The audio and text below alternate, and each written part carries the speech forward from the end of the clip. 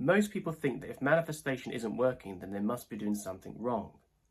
Either they're not visualizing enough, or they're not affirming enough, or they're not staying positive enough. But honestly, I don't think that's the real issue for a lot of people. I think that most people are actually good at manifesting.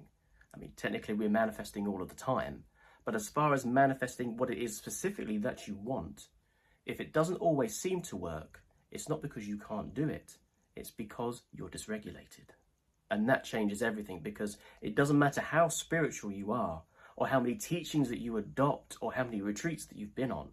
If your nervous system doesn't feel safe to begin with, then you're not going to be able to receive the higher vibrational outcome of what it is that you are trying to take on and manifest. In other words, your body is stuck in survival mode. And whilst you're in survival mode, then your body and your mind and your whole system is focusing on keeping you safe and protected, rather than expanding and receiving. So then if we really reframe it all like this, and say that most people aren't actually bad at manifesting, they're just dysregulated. And that changes everything. Because if your nervous system doesn't feel safe, then it doesn't matter how many affirmations you say.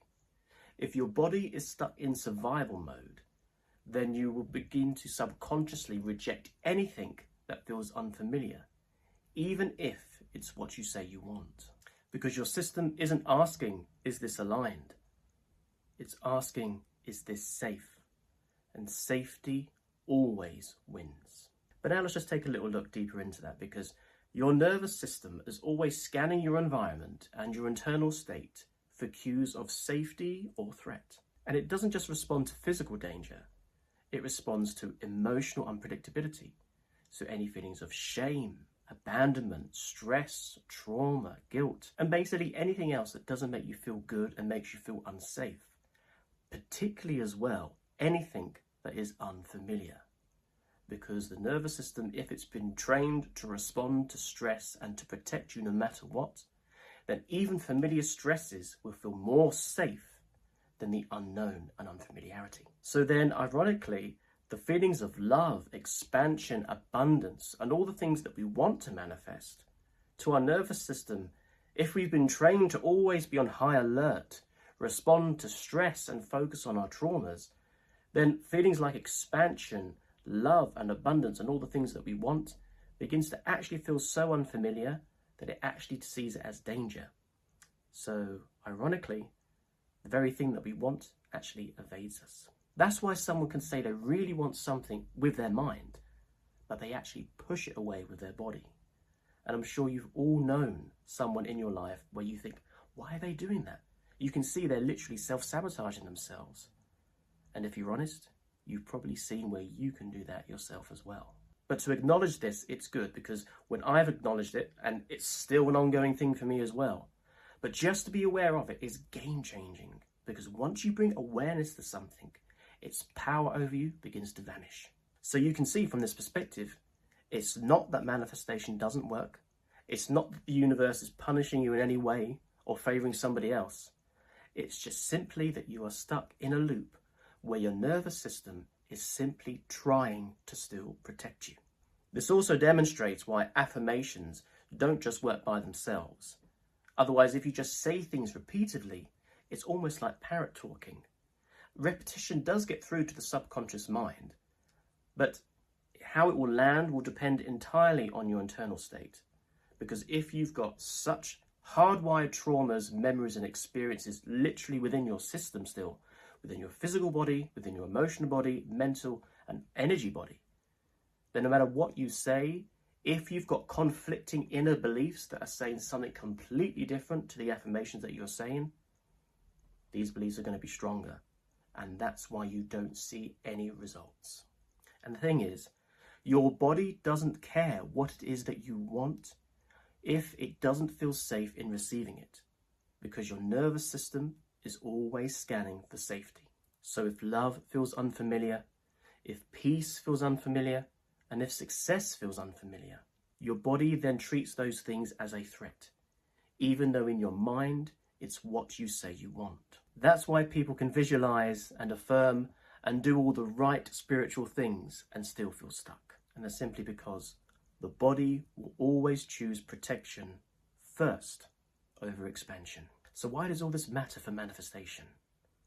Because I personally feel that the real spiritual work is regulation, nervous system regulation, expanding your capacity to receive. Your nervous system is literally like the bridge from your physical self to your spiritual self.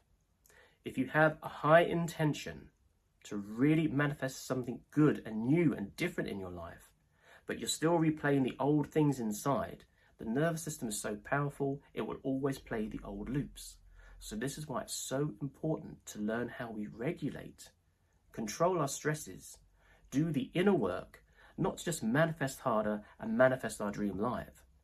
We have to clear away anything that no longer resonates within us first. Because once we literally can do that, then we naturally expand ourselves more.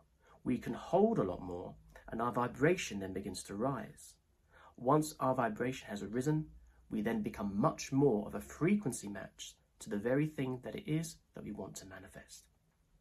Now, you might be able to still manifest on adrenaline, working harder, showing up, really grinding it out, but at what cost? And if ever you've had those experiences where you think you're starting to manifest something, you start getting the breadcrumbs, but then does it fully land? We almost get those teaser manifestations where we think we're doing the right thing or on track, but we can't sustain it. It begins to evade us just before we think we've grasped it. And that is part of the issue that I'm talking about. You can overthink things, you can overlook things, you can keep looking for signs, questioning, doubting, making the wrong decisions without tuning in first. All of these things, if you're not fully regulated, will keep mismatching your vibration.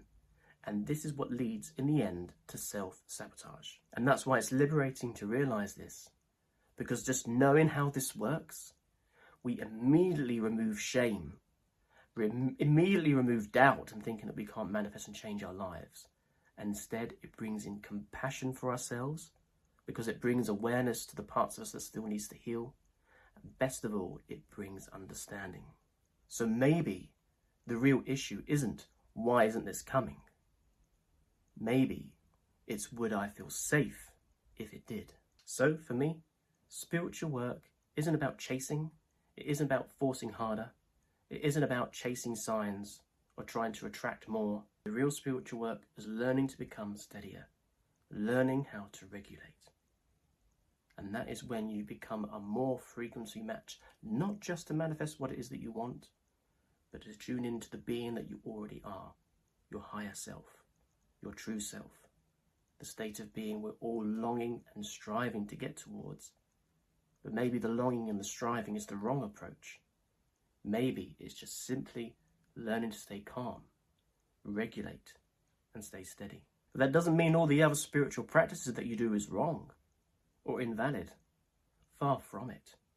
You can still do all those things, but it just means you come at it from a place of more embodiment, more grounded. And actually those tools and techniques, when you have this understanding, become much more powerful, because affirmations, visualization, meditation all still work. It's just if in our center line, our center point, our nervous system, the bridge, we can say, if this is calm and steady, then it's got an easier place for everything else to land. So let me offer this reframe for you.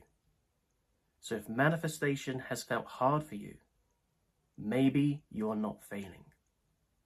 Maybe your body and your system is still just simply trying to protect you.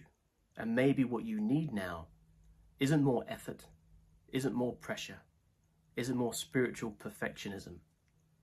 It's more calm, more regulation, being more steady. Because when you feel safe and expanded, that is when you become a match for your manifestations to land. That's when receiving becomes more effortless. And when that happens, that is also when growth becomes sustainable.